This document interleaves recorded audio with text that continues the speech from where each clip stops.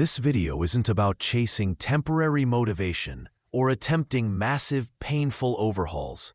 Instead, we're going to unveil a simple, proven framework for making profound, long-lasting changes in your life. We are diving deep into the powerful, often overlooked concept of tiny, incremental improvements, what we call atomic habits, and demonstrating how these minuscule actions compound, month after month, year after year, into genuinely remarkable, life-altering results. Many people spend their lives searching for that one big moment, the epiphany, the dramatic success, the viral launch. But true progress rarely happens that way. It occurs through the relentless application of 1% improvement every single day. We'll show you the mathematical inevitability of this approach, how getting just 1% better each day results in being 37 times better by the end of a year. This video will recalibrate your entire approach to success by revealing the immense power hidden in small choices. If you have ever started a new fitness routine only to quit after 3 weeks, or if you feel like your most ambitious goals, like writing a book, building a business, or mastering a skill, are constantly just out of reach, this is the essential guide you've been waiting for.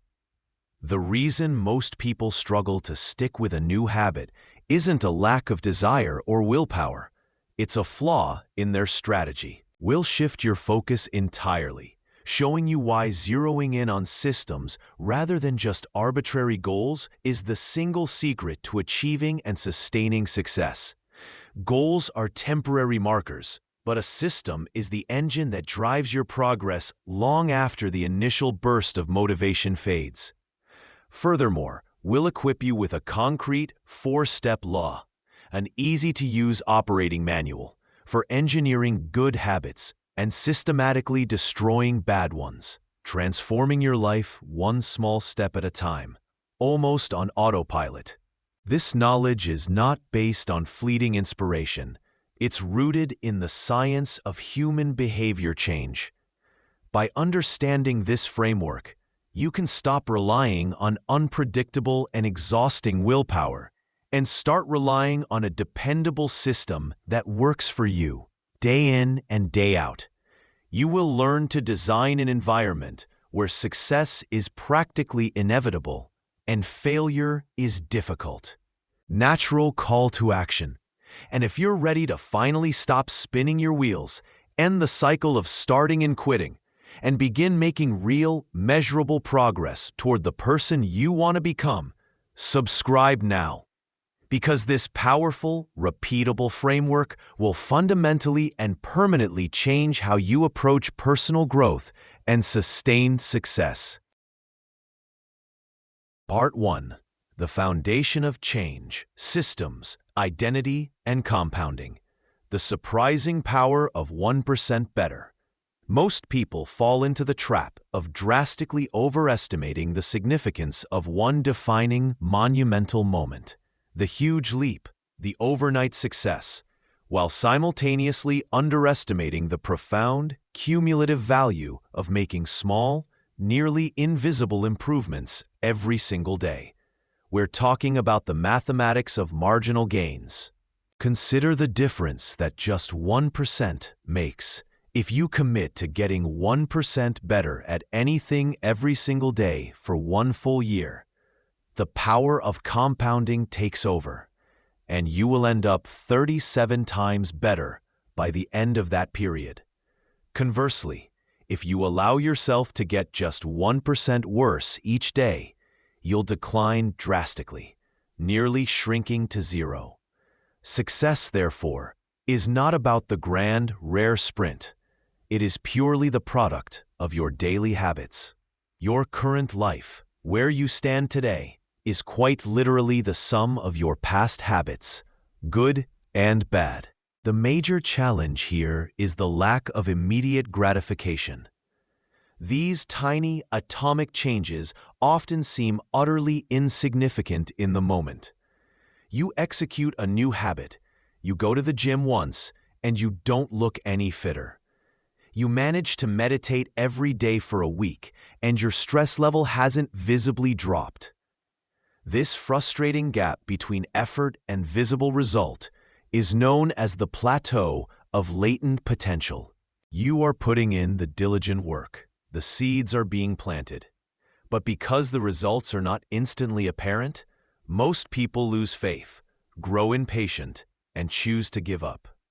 The true secret to harnessing the power of compounding is to persevere through this invisible valley, trusting that if you simply keep showing up, you will eventually reach the breakthrough moment where the compound effect takes dramatic, visible hold. Forget goals. Focus on systems. A common crippling mistake in personal development is spending far too much time and energy fixating on your goals and not nearly enough time designing and optimizing the right systems to get you there. Let's clarify the distinction. Goals are about the specific end results you desperately want to achieve, the outcome. Systems, on the other hand, are about the processes and the repeatable steps that logically lead to those desired results. When the two are in conflict, the system always wins. Let's look at examples to make this concrete. For a professional sports coach, the goal is securing a championship title. Their enduring, powerful system is how they rigorously recruit the best players, how they structure and manage daily practices, and how they continuously design and refine game-winning strategies. For an aspiring entrepreneur, the goal is building a financially successful business. Their powerful system includes their core product design process, their lead generation and sales funnel, and their standardized employee hiring and training procedures. The system is, by definition, what determines your long-term, sustained trajectory. Think about it.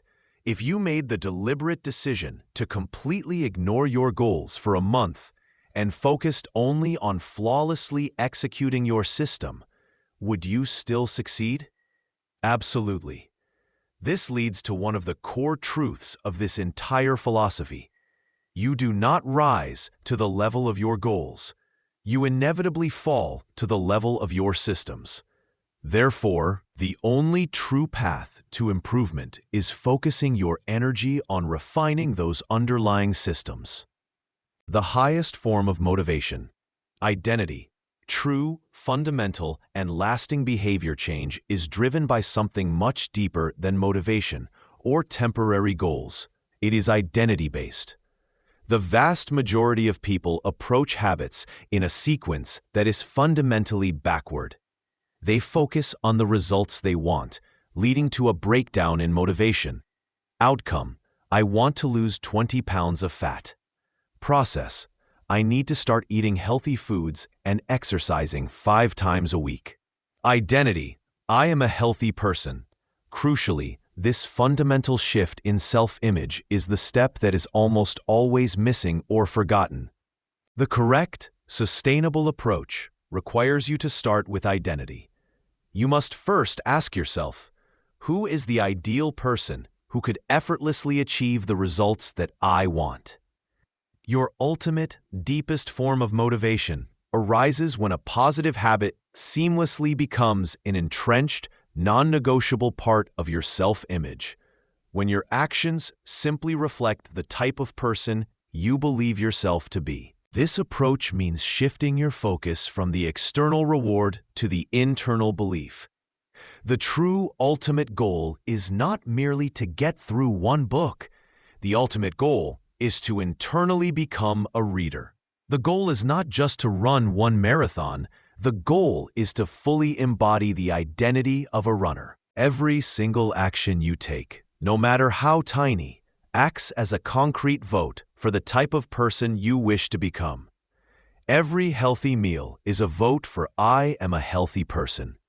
Every 20 minutes spent writing is a vote for I am a writer. The more frequently you cast these deliberate votes for your desired new identity, the more robust and stronger your self-image becomes, and the easier and more natural that corresponding habit is to initiate and maintain without relying on fleeting willpower. Part 2. The 4 Laws of Behavior Change.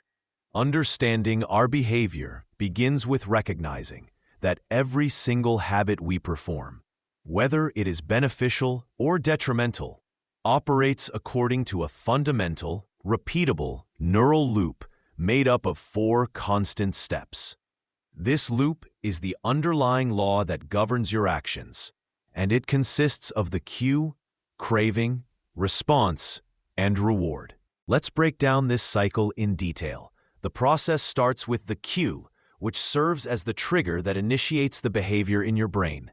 This cue could be something like a specific time of day, a geographical location, or simply seeing a particular object in your environment. This is followed by the craving, which is the true motivational force. You are not actually craving the habit itself. You are craving the change in emotional or physical state that the habit promises, the desire to relieve stress, feel comfort, or gain acceptance. Next comes the response, which is the actual habit you perform, whether it's a physical action like going for a run, or a mental one like reframing a thought. Finally, there is the reward, which serves 2 critical purposes. It satisfies the initial craving, and it simultaneously teaches your brain whether this specific action is worth remembering and repeating in the future. The system is, by definition, what determines your long-term, sustained trajectory. Think about it. If you made the deliberate decision to completely ignore your goals for a month and focused only on flawlessly executing your system, would you still succeed? Absolutely. This leads to one of the core truths of this entire philosophy. You do not rise to the level of your goals. You inevitably fall to the level of your systems. Therefore, the only true path to improvement is focusing your energy on refining those underlying systems. The first law, make it obvious, the cue. To successfully build any good habit, its trigger must be so clear that it is virtually impossible to miss. You need to strategically place the cue in your environment so it acts as an automatic starter for the desired behavior. Conversely, if you want to eliminate a bad habit, you must apply the inverse law. Make it invisible, the cue. This means consciously removing all the triggers and signals that excite the negative behavior from your surroundings. By making the cue non-existent, you prevent the harmful habit from ever being launched in the first place. The second law, make it attractive, the craving. Since the craving is the engine of motivation, you need to boost the appeal of your good habits. You should make them attractive by linking them with something you already enjoy, because we are primarily driven by the anticipation of pleasure, not the pleasure itself. When fighting bad habits, the inverse applies. Make it unattractive, the craving. You must proactively reframe the bad habit in your mind, focusing intensely on the immediate and long-term negative consequences it will bring, thereby significantly reducing its tempting immediate appeal. The third law, make it easy, the response. When it comes to taking action, effort is the enemy of consistency. To ensure the stickiness of good habits, you must dramatically reduce the friction and make the response require the least amount of energy and effort possible. The shorter the path to the habit, the higher the probability of doing it. Conversely, to stamp out an unwanted habit, you must apply the inverse law. Make it difficult, the response. This involves intentionally adding obstacles or friction to ensure the bad habit requires more effort than you are willing to expend, effectively deterring you from starting it at all. The fourth law, make it satisfying, the reward. This final step closes the loop and reinforces the behavior. The core problem with good habits is that their rewards are often delayed, e.g., better health arrives months after consistent exercise. Therefore, you must find a way to add an immediate, satisfying reward to the good habit to signal to your brain, repeat this action. For bad habits, the inverse law is essential. Make it unsatisfying, the reward. This means linking the undesirable habit to an immediate, unpleasant consequence, perhaps by committing to an accountability partner or using a habit contract where failure incurs an instant penalty, ensuring that failure generates immediate pain rather than just delayed negative results. Law 1. Make it obvious, the cue. Your environment is the invisible hand that shapes your habits. We are highly context-dependent, which means a small change to your surroundings can lead to a big change in your behavior. Implementation intentions. The simplest way to make a habit obvious is to plan exactly when and where you will perform it. This is called an implementation intention. Instead of saying, "I will exercise more," use this structure. I will behavior at time. In location. For example, I will meditate for 10 minutes at 7 a.m. in my kitchen before I make coffee. Habit stacking. Another powerful technique is habit stacking, which leverages your current routines. You link a new habit to an old one you already perform consistently. Use this formula. After current habit, I will new habit. Example, after I pour my morning coffee, I will immediately do 10 squats. Design your environment. If you want to read more, put a book on your pillow. If you want to practice guitar, leave it out in the middle of the living room. If you want to eat healthier, put fruits and vegetables on the front shelf of your refrigerator and store junk food in an opaque container on a high shelf. Make the cues for good habits obvious and the cues for bad habits invisible. Law 2. Make it attractive, the craving. We are much more likely to repeat a behavior if we anticipate pleasure. Habits are a dopamine-driven feedback loop. It's not the reward itself, but the anticipation of the reward that gets us to act. Temptation bundling. The most effective way to make a habit attractive is to use temptation bundling. This involves linking an action you need to do with an action you want to do. After habit I need, I will habit I want. Example, after I finish my 10 minutes of bookkeeping need, I will watch one episode of my favorite show, want. The role of social norms. We naturally want to fit in, so we imitate the habits of 3 groups: the close, the many, and the powerful. The fastest way to build a good habit is to join a culture where your desired behavior is the normal behavior. If you want to become a successful creative professional, surround yourself with other creative professionals. When you're part of a group, the desire to belong is often enough to keep the habit going. Reframing your mindset. If you dread a habit, try to reframe it. Instead of saying, "I have to wake up early for work," say, "I get to wake up early and pursue my goals." Focus on the benefits of the habit, not the effort it requires. Law 3. Make it easy. The response. The most effective habits are the ones you actually do. When it comes to action, effort matters. The less energy a habit requires, the more likely you are to do it. This is the law of least effort. Prime your environment. The best way to make a habit easy is to prime the environment so that future actions require less energy. If you want to cook a healthy meal, chop the vegetables the night before. If you want to run in the morning, lay out your running clothes, shoes, and water bottle before you go to bed. Reduce the friction associated with good habits and increase the friction associated with bad ones. For instance, if you want to watch less TV, unplug the television after every use and take the batteries out of the remote. The 2-minute rule. The secret to consistency is making the start of your habit incredibly easy. The 2-minute rule states that when you start a new habit, it should take less than 2 minutes to do. Read before bed becomes read 1 sentence. Run 3 miles becomes put on my running shoes. Study for class becomes open my notes. The point is to master the art of showing up. Once you start the 2-minute action, you'll often find the momentum to continue. A habit must be established before it can be improved.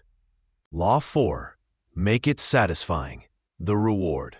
We are wired to repeat behaviors that lead to immediate rewards. The challenge with good habits is that their rewards are often delayed. Studying for an hour is satisfying later when you get a good grade, but not necessarily in the moment. Immediate reinforcement. To solve this, you need to find a way to add immediate reinforcement to good habits. The best way to do this is through visual measures of progress. Habit tracking is one of the most effective tools. Simply marking an X on a calendar after you complete a habit provides instant gratification. It's a cue, the calendar. It's a craving, the desire for a long streak. It's a response, the action. And it's a satisfying reward, seeing your progress. The simple act of tracking itself can be motivating. The cardinal rule: never miss twice. Maintaining a streak is important, but life happens. If you miss a day, the most important thing is to get back on track immediately. The cardinal rule of habit change is never miss twice. 1 slip-up is an accident. 2 is the start of a new, undesirable pattern. Accountability. If a habit is not satisfying in the moment, you can make it unsatisfying to fail. This is the inverse of the 4th law. Get an accountability partner or create a habit contract where you impose a penalty on yourself if you fail to perform the habit. The pain of the financial or social penalty provides the immediate consequence that delayed rewards lack. Part 3. Advanced Tactics for Peak Performance. Once you have successfully internalized the 4 laws of behavior change and have begun establishing functional systems, you are ready to transition from merely building habits to optimizing for true mastery and peak performance. Here, we introduce a few critical advanced strategies designed to ensure you remain fully engaged, avoid complacency, and continually perform at the very best of your ability. Find your niche. The Goldilocks rule. Motivation and desire are not constant. They are highly influenced by the difficulty of the task at hand. Peak motivation occurs precisely when you are working on tasks that are perfectly balanced, tasks that sit right on the edge of your current abilities. This optimal sweet spot is known as the Goldilocks zone. If a challenge is too hard, you quickly become frustrated and overwhelmed, leading to surrender. If a challenge is too easy, you become bored and lose focus, leading to stagnation. The true secret to sustained motivation is ensuring the challenge is just right, difficult enough to be engaging, but manageable enough to allow for success. This balancing act ensures you enter a state of deep focus, or flow. But this rule is intrinsically tied to your natural aptitudes. To maximize the effectiveness of your habits, you must choose the right habits for you. If you possess a genetically predisposed ability for incredible sprinting speed, it makes far more sense to choose a sport or discipline that heavily rewards short bursts of effort. If you have exceptional hand-eye coordination, you should gravitate towards skills that fundamentally capitalize on that inherent gift. You need to strategically select habits and environments that inherently maximize your natural strengths. Remember, your genetics, personality, and physical makeup play a non-trivial role in determining which habits will be easiest for you to adopt, sustain, and eventually master. The most effective strategy is always to work on the games you are most likely to win. Don't fight your nature. Utilize it. This self-awareness ensures that the effort you put in yields the greatest possible return. The downside of success: continuous reflection. Paradoxically, achieving success can often become a catalyst for failure. Once you have reached a certain level of skill or progress, the high risk of complacency sets in. You might become satisfied with your current performance, stop paying attention to the details, and assume your system will maintain itself indefinitely. This attitude invariably leads to a stagnation or a plateau in performance. The journey of continuous improvement is not a destination you reach. It is an endless process that requires perpetual attention. To effectively combat this dangerous complacency and maintain your edge, you must establish a non-negotiable, scheduled cycle of review and reflection. This means dedicating regular, protected time, perhaps annually or quarterly, to critically examine your goals, reevaluate your core identity, and audit the efficiency of your system. You must ask yourself probing, honest questions. Focus check. Am I still actively and consciously focused on the most leveraged activities? Or have I drifted toward busy work? Identity check. Has my current self-image or identity, the one that got me here, now become a limiting factor that prevents me from moving to the next level? System audit. Which specific habits within my current system are still actively serving my most important long-term goals, and which have become outdated, irrelevant, or even subtly detrimental?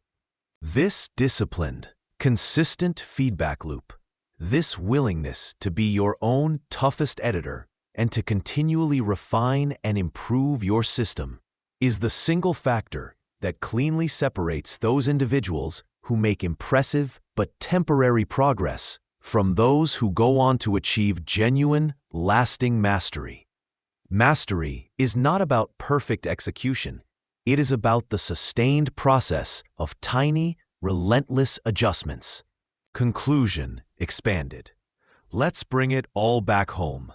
We've seen that the true, sustainable path to significant, long-term success is fundamentally not a sudden, jarring revolution, nor is it dependent on a single stroke of genius or massive motivational effort.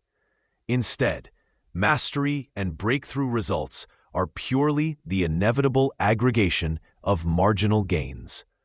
We are talking about the conscious, deliberate choice to adopt what we call atomic habits, those deceptively small, seemingly insignificant acts that, through the exponential power of compounding, relentlessly produce massive, transformative results over time. Remember the metaphor of the ice cube. It sits still for a long time, and then, once the temperature shifts just one crucial degree, the entire structure changes in an instant. Your consistent, often unseen daily effort is building that latent potential. By focusing relentlessly on the system of your habits, you are guaranteeing that you eventually cross that threshold from invisible effort into visible success. This process removes the need for constant struggle and replaces it with the certainty of progress.